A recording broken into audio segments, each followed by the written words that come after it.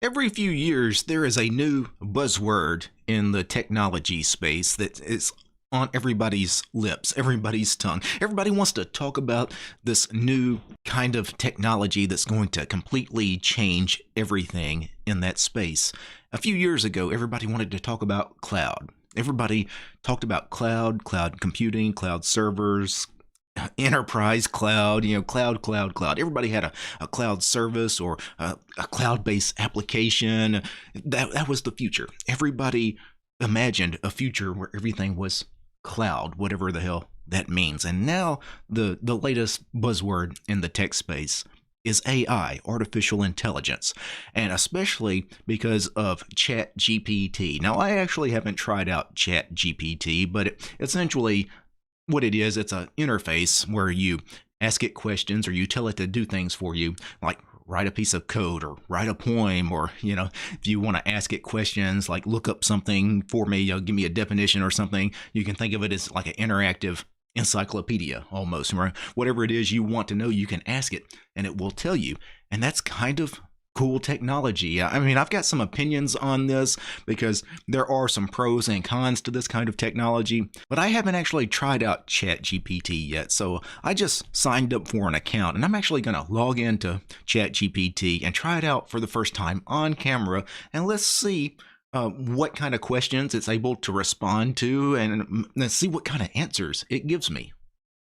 So I've signed up for an account and I'm logged in to ChatGPT, and you can see the interface. If I move my head out of the way here, you can see there is a text field here where I can input something and ChatGPT should respond in some way. So, one of the things maybe that I want to know is, imagine I want to write an article or a blog or even a novel, and this is the kind of thing a lot of people are interested in. This AI kind of technology is, hey, can you actually do my work for me? So imagine I want to write a book. Maybe I want to write a book about Linux. So I can say, give me 10 titles for a book about desktop Linux, since I'm not interested in Linux on the servers, at least not for my book. So let's see if it actually gives me 10 possible titles for a book I could write about desktop Linux. And you can see it's actually doing just that, mastering Linux on the desktop. The Linux desktop experience. I like that. Linux for the non-geek desktop. Yeah, these are actually really good titles. I actually should copy some of these now. Now I'm not actually interested in writing a book about desktop Linux, but that's kind of cool. Let me zoom in a little bit so you guys can see the questions and answers. Now, I'm assuming I could get it to modify some of these. For example, many of these titles are quite short, which are nice, but can I say, give me 10 more titles that are longer? And see if it can actually understand that, because that's kind of vague what I just typed. Yeah, it understood that sentence perfectly. It understood that I wanted 10 more titles that were longer in length, So that's, pretty smart. Already, I can say I'm pretty impressed that it was able to handle that request. And let me just enter something that would be the kind of thing maybe you would enter in something like Google, for example. Give me 5 words that rhyme with, and let me think of a word that, has some words that could actually rhyme with it. I don't know. Pizza. Let's see if it actually gives me some decent answers here. Yeah. Are those real words? I'm not familiar with any of those words. So yeah, those could be real words, but at least in the English language, I'm not familiar with those. Are those words English? Again, kind of vague. No, those words are not commonly used in English. Okay. And it actually tells me what the words are. Wow. Now, that is very smart. This is the kind of response you definitely couldn't get like from a search engine. You can actually tell. It actually has to kind of interpret what I'm asking in a much more intelligent way than the kinds of things you typically ask Google or Bing or whatever search engine you happen to use. Now, that's nice that, it gives us facts and things like that, or it can help us create, I guess, titles or even, actual articles or books or works of art, I guess. But let's ask it something that's more of an opinionated kind of question. For example, why is Linux better than Windows? And yes, I'm trying to trip it up. It's kind of a trick question, right? Since there is no objective answer to this question, as the superiority of one operating system over the other depends on individual needs and preferences. However, some of the reasons why people might prefer Linux, okay, so it actually tells me why people could choose Linux over Windows, some of the reasons why some people find Linux better than Windows. So, very smart answer. I will say that is a very level-headed and well-reasoned response that it gave. Actually, a lengthy response. That's good stuff right there. Is Richard Stallman crazy? Again, just a random question just to see if I can trip it up in any way. It says, as a language model, I do not have opinions or emotions, but I can tell you that Richard Stallman is a controversial figure. Whether someone views Stallman as crazy or not is a subjective matter. Very cool. Very cool. Let's see if it can actually do any programming. Can you give me an example of a for loop in Bash? Certainly. Okay. Well, I thought that might be a tricky question too, but it looks like it's going to actually come up with one. Yeah. Pretty standard for loop in Bash scripting. And it's going to actually, it's not just going to give us the code, it's going to actually give us a description of what the code does. Ah, that was very cool, because when I asked for an example, I really just thought it would give us the example code. I didn't actually expect it to give us all of this extra information as well. I think one last question I want to ask it, just to put this thing to the test, is AI dangerous to the human race? Let's see if it takes some kind of personal offense to that question. There is an ongoing debate and discussion about the potential dangers of AI and its impact on society. Well, you're not lying about that. Matter of fact, we're going to talk about that in just a second, but it looks like it's going to give me a lot of talking points I could use, because there are definitely concerns about ethical and moral implications of creating intelligent machines. Absolutely. So let's discuss this a little more. Well, now that I've tried out ChatGPT, I can say I'm actually pleasantly surprised with the responses I got from this thing, because I asked it, in some cases, purposely vague questions, or I tried to...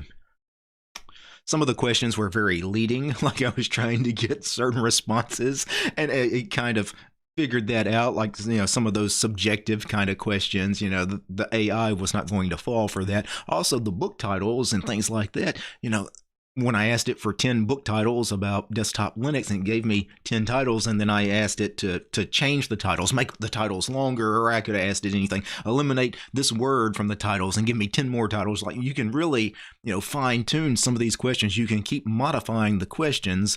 And, I find this, I can understand why people think this kind of thing has a future. Like I could understand in the future us interacting with such technology a lot more, because I could see this replacing like standard search engine kind of stuff, or standard like encyclopedia, dictionary kind of stuff like Wikipedia. Why would I ever go to Wikipedia if I could simply ask an AI, in this case type it? But once we also have voice commands as well, where it could respond to me actually just speaking into a microphone, I think the time saved just in research from being able to ask a question and get relevant responses, where a search engine, you get search results, but the search results don't necessarily answer the questions you're asking. Some of the search results may be relevant. In many cases, they're not relevant at all. Where this,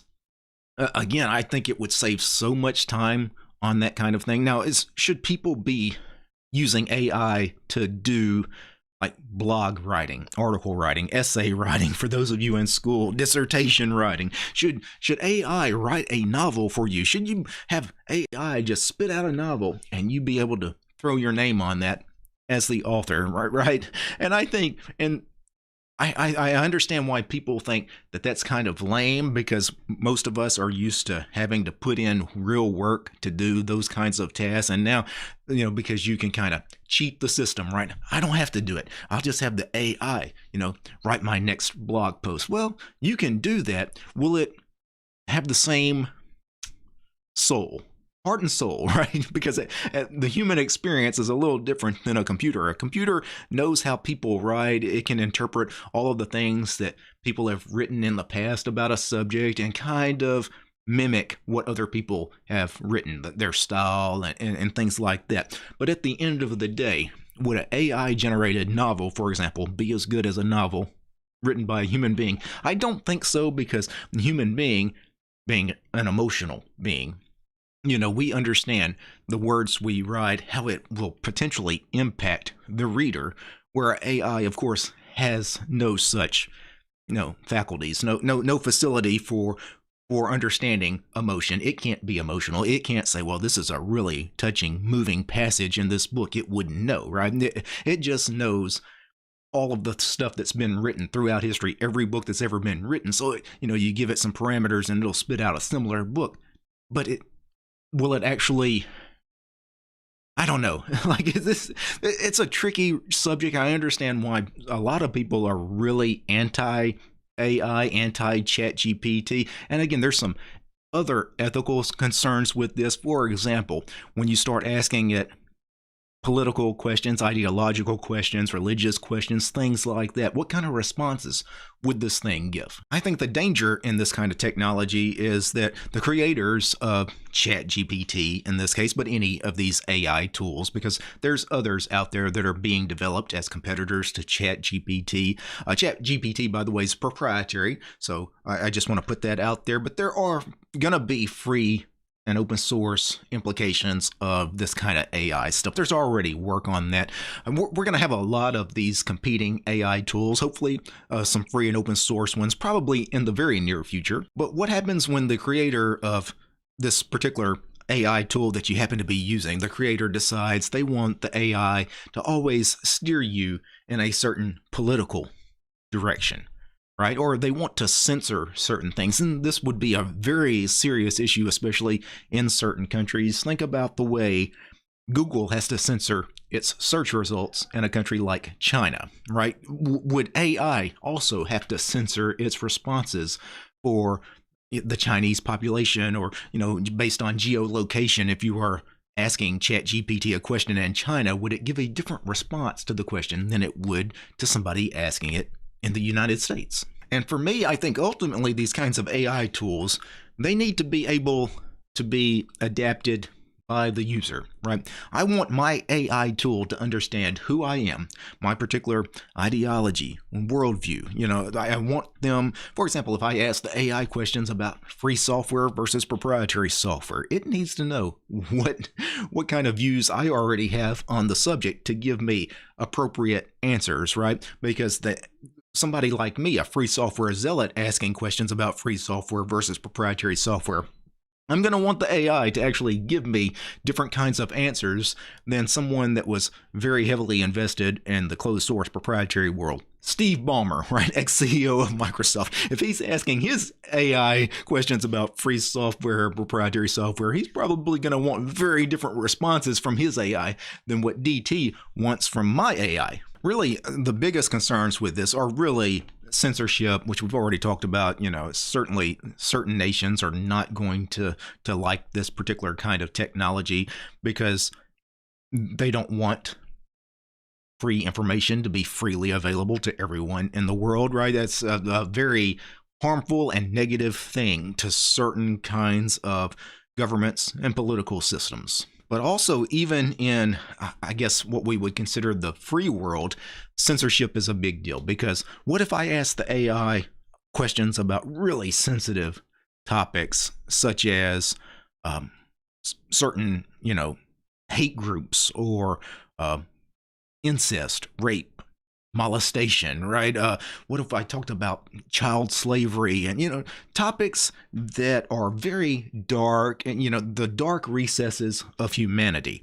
Would the AI or would the person that created the AI want to censor certain kinds of information about those topics?